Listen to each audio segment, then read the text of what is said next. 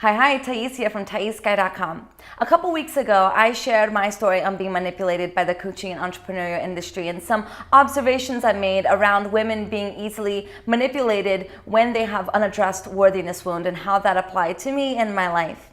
This week, I want to talk about one specific facet of manipulation that I am seeing again and again and again in the industry, and it's this idea of money mindset. When I was part-time in my business, I was making around $1,000 a month. In retrospect, that's a pretty good amount of money considering that I was only being able to put about 5 to 10 hours a week into my business.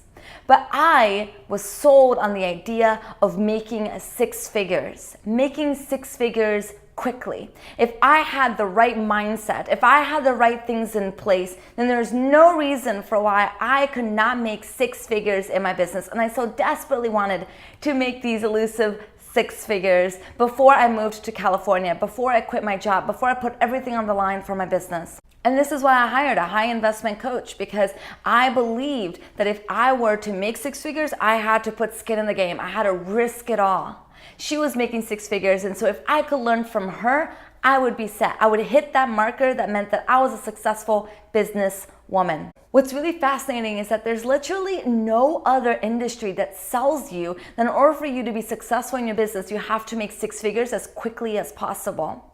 Every other industry understands that entrepreneurialism and starting your own business comes with a lot of risk, and that the return on investment is going to take some time. Usually 3 to 5 years. But somehow in the coaching industry, we've been manipulated into believing that it's easy to make six figures and you just have to have the right formula, the right mindset, the right funnels, and boom, you're going to make all the money that you wanted to make. I was sold. I wanted ease. I wanted to be able to sip pina coladas by the beach, making money without even thinking about it. Like, I was so sold. So let me break down the money mindset real quick. The money mindset is this idea that scarcity mindset means that you live in scarcity, you do not live in abundance, and if you have a scarcity mindset, it's probably coming from a place of lack of self-worth, and if you improve your self-worth, you improve your net worth. And so money mindset is this idea of abundance, that you can have anything and anything that you want.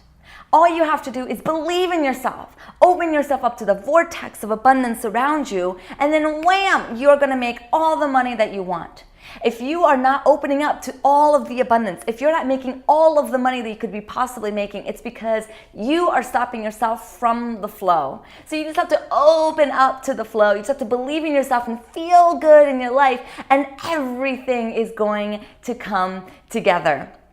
The problem is, one, we're not addressing the reasons why we're not feeling worthy in ourselves. And two, this idea perpetuates our sense of unworthiness, because if you then are not making the elusive six figures, if you're not opening up to the abundance that is around you, if you're not, opening to the vortex and feeling good and feeling the energy, and because all of these are laws, like the law of receiving, the law of attraction, that means that you're broken. It means that you're broken. You're not doing enough. You're not trying enough. You're not manifesting enough. You're not believing yourself enough. And so you're not believing in yourself enough, so you're not getting the results that you think that you deserve. So that feeds into your sense of unworthiness. So then you try even harder, and then you feel broken. And then you're back at the bottom, wondering what the fuck went wrong. The critical component of money mindset that I've been taught, the idea of manifestation and abundance, is that you're not supposed to even look at poverty. You're not even supposed to acknowledge that poverty is an occurrence in this world. So there's this book called The Science of Getting Rich by Wallace Wattles. I've quoted it before. There's some great merits in this book, and there's some really toxic, not great merits in this book. Here's a passage where he writes, "The moment you permit your mind to dwell with dissatisfaction upon things as they are, you begin to lose ground. You fix attention upon the common, the ordinary, the poor, and the squalid and mean. And your mind takes the form of these things. Then you will transmit these forms or mental images to the formless, and the common, the poor, the squalid, and mean will come to you. To permit your mind to dwell upon the inferior is to become inferior and to surround yourself with interior things." Holy shit. This is the fucking shit that we are fed. That we cannot even look at poverty That we can't even look at the darkness within us, because if we have the audacity to look at the things that aren't working, if we have the audacity to look at our hearts, to look at the fact that the majority of the world is living in absolute poverty, if we are to look at our government, which is in current demise, if we are to look at the things that aren't working, we become inferior. This mindset is forcing us to live in some bubble land where we can manifest anything we want as long as we don't look at what is here. Now, while I truly believe there's a difference between looking at what is facts and what is truth, and I can share that another time, and while I deeply believe that it is important that you really focus on what you want and not what you don't want, and while I truly believe that there is this idea of abundance, we cannot continue to feed this lie that in order for us to be successful, we cannot look at those that aren't.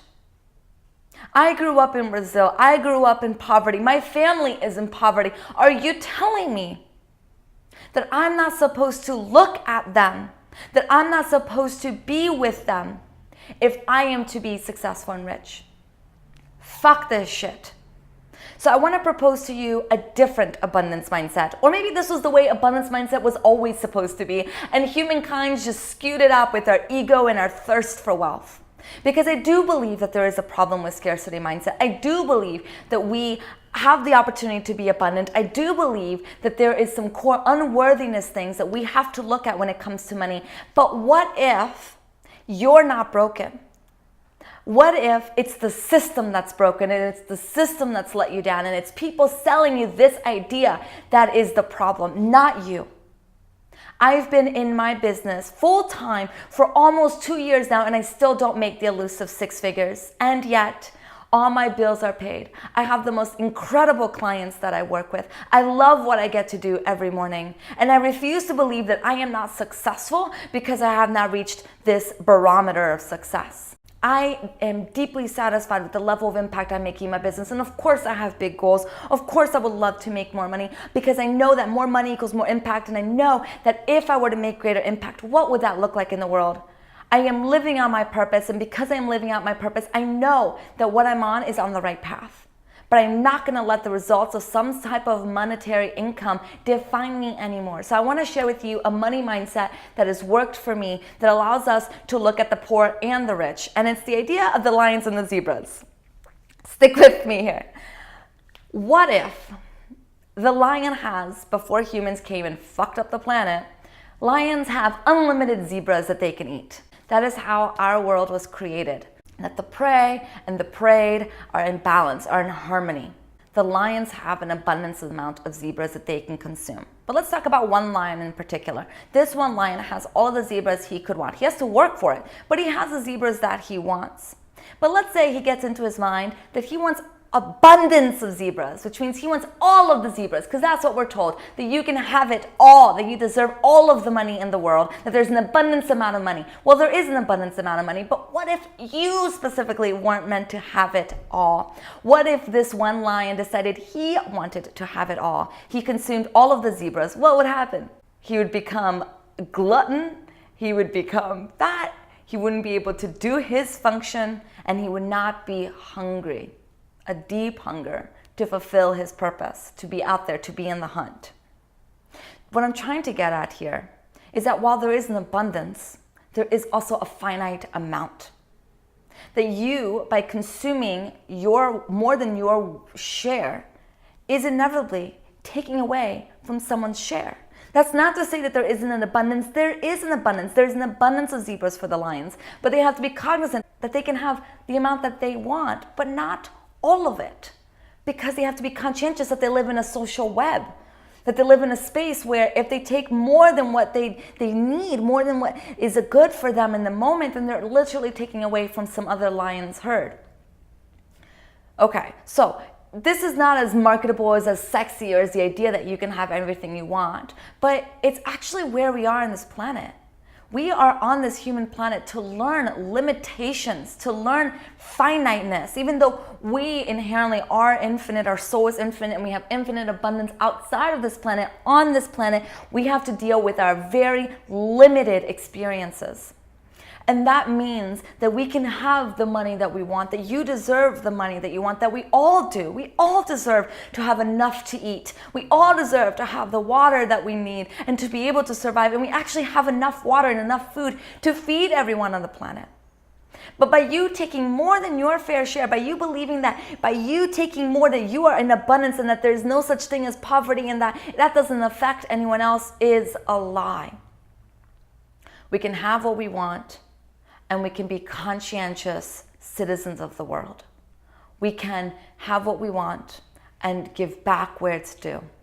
We can have what we want and acknowledge that there are some people who will never have what they want. This is all a part of the human condition. And the more that we can step into the abundance that is right here, which means that every breath we take means that we are in a state of abundance. When we can remember that abundance doesn't mean stuff, abundance doesn't mean money, abundance is a state of mind where you are truly free of attachment of the things to define you. When you can be happy with receiving compliments instead of needing it to be something else, when we can be in a state of gratitude for what we have, not only will you feel good about your life, but you'll make a greater impact in the world as well. This is what I believe is the true abundance mindset. When we start to address these systematic problems in our society and in our industries, we start to notice that you're not broken. You've just been taught some fucked up shit.